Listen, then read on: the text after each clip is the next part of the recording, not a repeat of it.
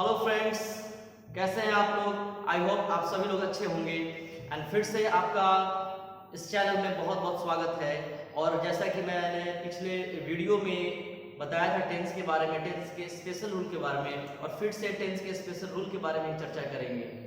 आइए देखिए, हमारा जो स्पेशल जो रूल है आपका आता है फर्स्ट। इसमें जो रूल है स्पेशल रूल, ये वर्ब डिनोट्स पोजीशन।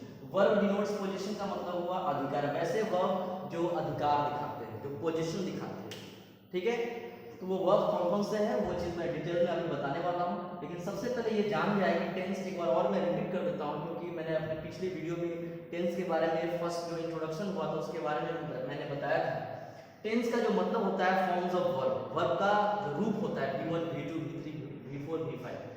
ये जो टेंस का जो टेंस में जो फॉर्म्स ऑफ वर्ब होते हैं, वर्ब का जो हम चूज करते हैं, वर्ब जो हम लिखते हैं वो अकॉर्डिंग टू टाइम लिखते हैं। जैसे कि मैंने फर्स्ट वीडियो में बताया था, नहीं देखे होंगे तो आप जरूर देखना।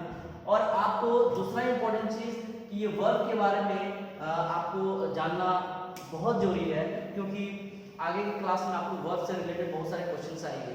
जैसे कि है, मैं यहाँ चर्चा करने वाला हूँ, देखेंगे कौन कौन सा है पोजीशन से रिलेटेड।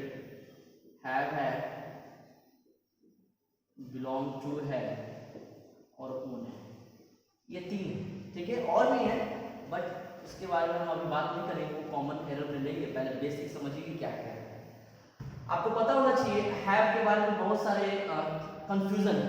हैव के बारे में बहुत सारा कंफ्यूजन है, जो आप कभी देखते होंगे हैविंग के रूप में, कभी हैव हैड के रूप में। बहुत सारा कंफ्यूजन आता है बच्चों को और एग्जाम में हमेशा पूछा जाता है। तो ये मेरा भरोसा है कि आप इस वीडियो को आप अगर रेगुलर देखते हैं या आने वाला भी वीडियो मेरा देखेंगे तो आपका मेरा पक्का वादा है कि आपका हैव से रिलेटेड एक एक चीज, एक एक पॉइंट आपका क्लियर होगा। सो यहाँ देखेंगे सबसे पहले कि ये जो हैव, बिलोंग टू और ओन, जो पोजीशन दिखाता है, जो अधिकार दिखाता है, ये सारे वर्ब जो है बिफोर नहीं लेते। बिफोर का मतलब क्या हुआ, वर्ब में आईएनजी नहीं लेते।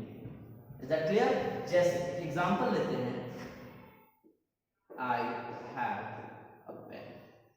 ओके, दूसरा एग्जांपल लेते हैं, ही हैज अ बुक। तीसरा एग्जांपल लेते हैं, आई हैव अ कप।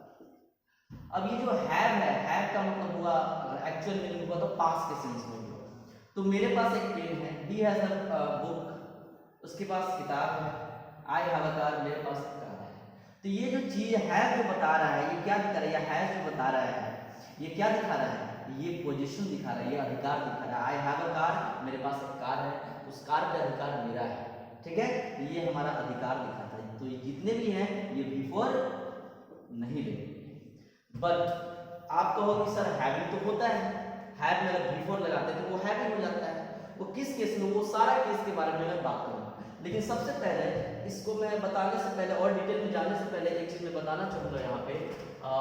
ये जो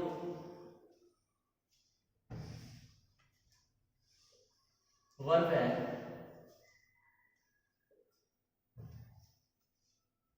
इसमें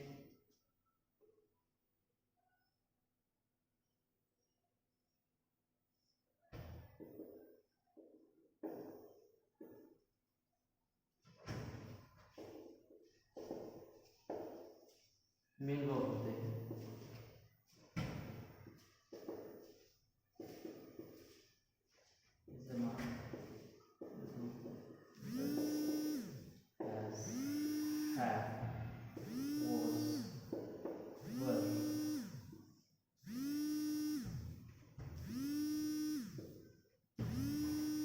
ये सभी आते हैं, ये हेल्पिंग वर्ब में आते हैं, ठीक है। मेन वर्ब में गो, ईट, रीड,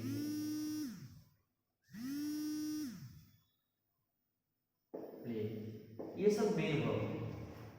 बट बच्चों लोगों को बहुत कंफ्यूजन होता है।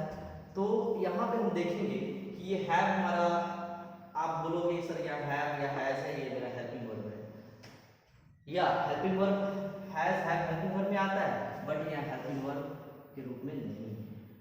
कैसे वो आप देखेंगे, मैं आगे बता रहा हूँ। आप ये भी देखेंगे, आपको ये भी जानना जरूरी है, V1 V2 V3 V4 जो होते हैं। अगर मैं हैव, बहुत लोगों को तो पता भी नहीं कि हेल्पिंग वर्ब का जो वर्ब फॉर्म्स होते हैं वो याद नहीं होते, बट इसके बारे में एक विशेष डिटेल में बताऊंगा। बट थोड़ा सा हम देखेंगे यहाँ पे, have a look here, have having और V5 में हैज। ओके, ये जानना बहुत जरूरी है। हैव, V1 में हैव, V2 में हैड, V3 में हैड, V4 में हैविंग और V5 में हैज। सो अगर मैं यहाँ देखूंगा हैव, हैज और हैव के बारे में, तो आपको ये पता चलेगा कि ये पोजीशन दिखाता है। तो आप बताएंगे, आप बचपन में आप पढ़ते होंगे, बचपन में आप पढ़ते होंगे,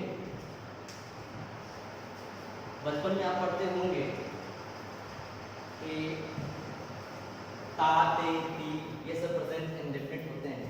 जैसे मैं खाता हूँ, है ना, मैं जाता हूँ, वह खाना खाता है।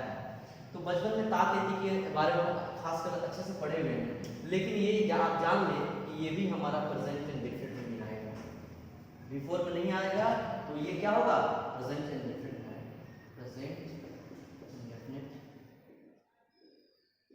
में आएगा। कैसे आएगा प्रेजेंट इंडेफिनिट, आप देखेंगे। जैसे मैं यहाँ लिख रहा हूँ he has या you have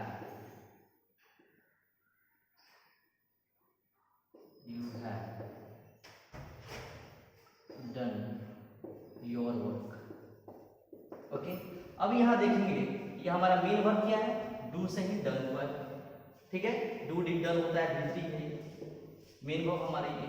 और पता है मेन वर्ब के साथ आपको सपोर्ट के लिए हमेशा हेल्पिंग वर्ब का यूज करते हैं, मेन वर्ब को सपोर्ट करने के लिए हमेशा हेल्पिंग वर्ब का यूज करते हैं।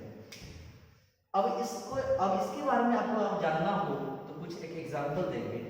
जैसे आप किसी भी आप क्षेत्र में आप चले जाए, सपोर्टिंग हमेशा होता है। जैसे बैंक की बात करते हैं, एक मैनेजर होता है, एक असिस्टेंट मैनेजर होता है, ओके, एक चीफ मिनिस्टर होता है, एक वाइस चीफ मिनिस्टर होता है। तो सपोज दैट ये हमारा मैनेजर है, मान के चलिए, ठीक है, ये हमारा मैनेजर है या ये हमारा चीफ मिनिस्टर है, ओके।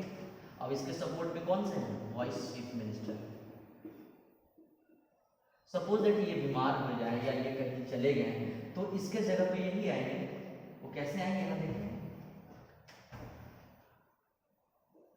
अभी मैंने यहाँ लिखा है, यहाँ इसी को लेकर मैं चलता हूँ, आई हैव अ फ्रेंड, ठीक है। तो आप यहाँ कहेंगे सर हेल्पिंग वर्ब, ठीक है, ये हेल्पिंग वर्ब है, लेकिन यहाँ पे इसका जो नेचर है मैं बताऊँ, इसका जो नेचर है, हैव का जो नेचर है, हैव का जो नेचर है, ये क्या है, हेल्पिंग वर्ब।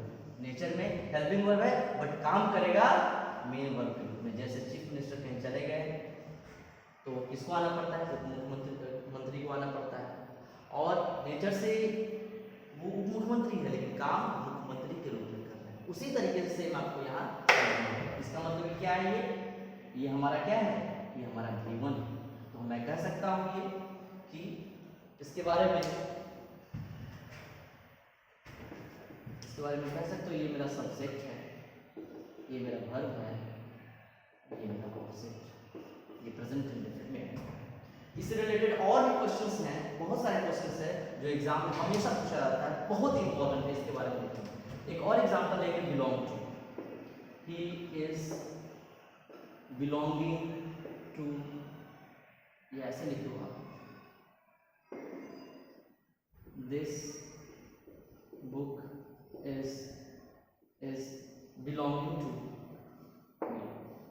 ये हमेशा गलत माना जाएगा, क्योंकि आपको पता है belong to का बिफोर नहीं रखते, इसलिए क्या हो जाएगा, this book belongs to, ठीक है।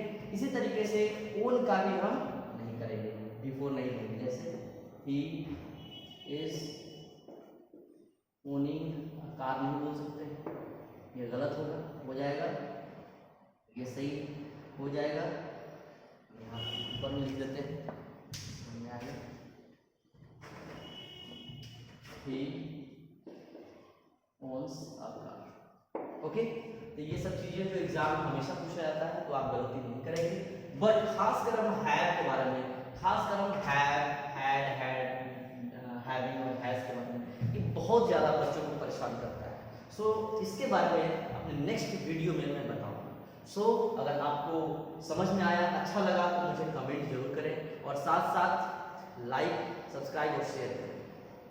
और आप हमसे जुड़े रहें इसी तरीके से, और जो है सब्सक्राइबर जब आप सब्सक्राइब करेंगे उसके साथ बेल आइकन दबाएंगे क्योंकि नोटिफिकेशन तभी आएगा। So thank you very much.